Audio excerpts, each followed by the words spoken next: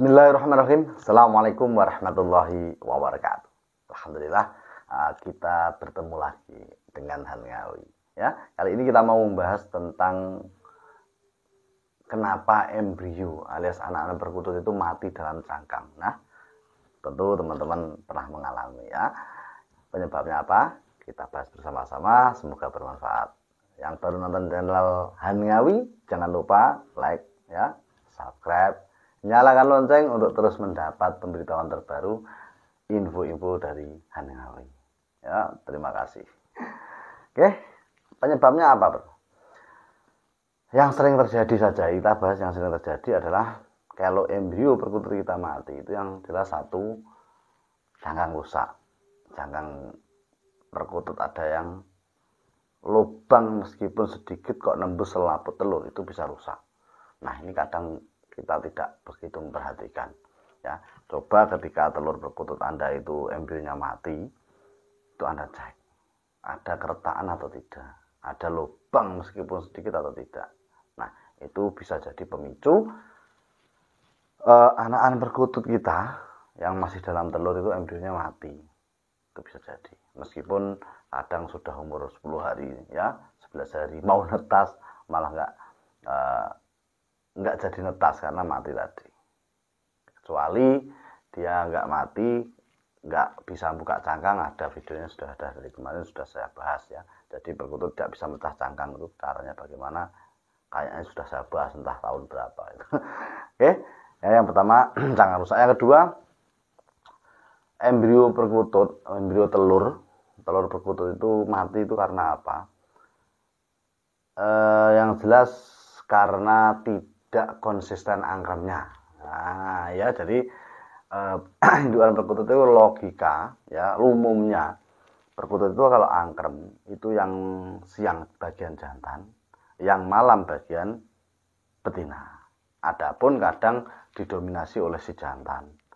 Tetapi ya kita ngomong umumnya saja. Mas, kadang di peternakan saya itu diangkremi betina terus. Kadang banyak pertanyaan teman-teman yang menanyakan seperti itu, ataupun ya angkrem salah satunya jantan atau betina saja, apakah nanti menetas? Selama angkremnya itu bagus, insya Allah menetas. Saya juga pernah punya indukan itu yang angkrem cuma betinanya saja, jantannya nggak mau angkrem.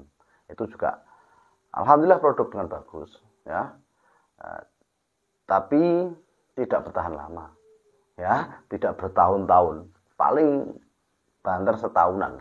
Itu nanti akan lemah daya tahan fisiknya si cewek, si betinanya ini akan lemah sehingga reproduksi tidak maksimal, angkremnya pun tidak bisa maksimal seperti awal-awal reproduksi.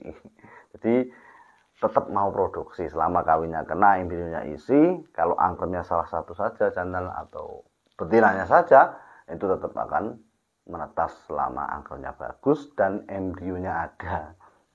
Kembali lagi ke pokok masalah. Jadi telur perkutut tidak isi, tidak menetas alias embrionya mati di dalam entah umur berapa hari, entah 5 hari sampai 10 hari pun, itu kebanyakan karena angkremnya perkutut tidak maksimal ya. Jadi sistem angkrem perkutut itu nggak bisa, teman. Jadi dua-duanya, Mas, punya saya itu perkututnya dua-duanya nggak mau angkrem ya. Jadi yang angkrem cuma betinanya saja.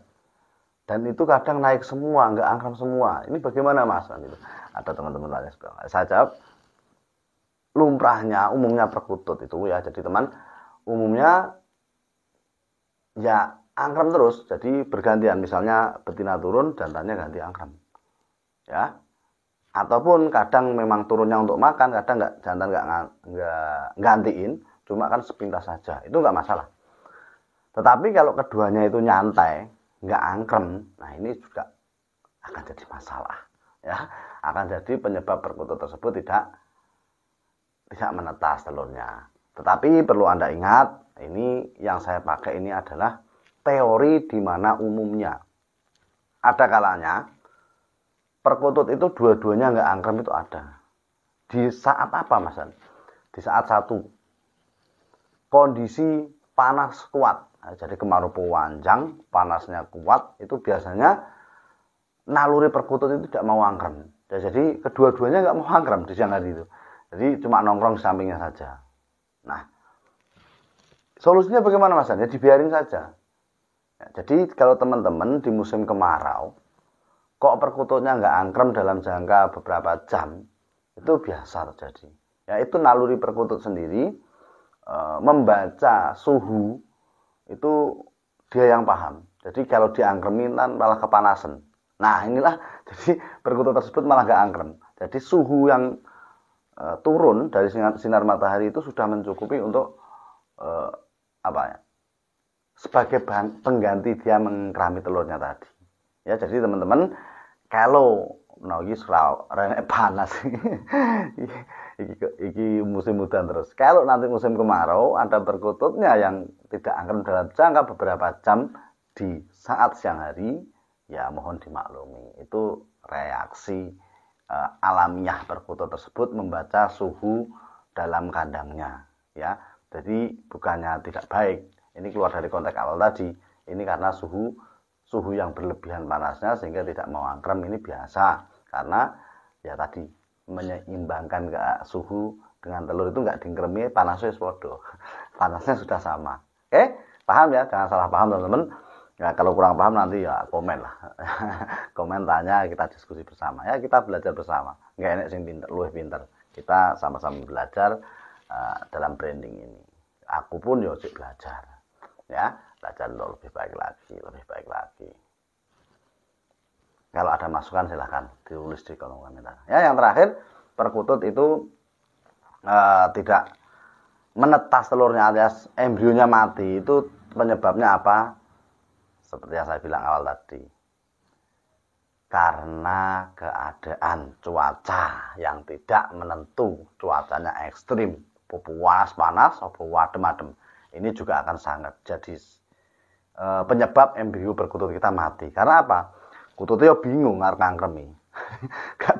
Ngangkrem wong loro ya, ketika cuaca dinginnya banget, angkrem berdua pun kadang tidak akan memenuhi standar kehangatan untuk menghangati telur perkutut tersebut. Begitupun di musim panas, ya, kadang nggak netes embrionya mati itu kadang ketika panasnya masih kuat, perkutut tersebut juga masih angkrem. Nah ini juga akan jadi penyebab karena panasnya akan berlebihan sehingga embrio di dalam telur tersebut akan kepanasan dan ini akan sangat merugikan anakan yang ada di dalam telur tadi, bisa mati embrionya. Ya, jadi teman-teman sekali lagi ini adalah umumnya saja dan terjadi di kandang saya ya, pengalaman saya kurang lebihnya seperti itu ya saya ceritakan. Kalau teman-teman punya pengalaman lain monggo di share, dibagikan ya. Namanya peternak itu beda kandang ya beda persesi. Untuk menceng.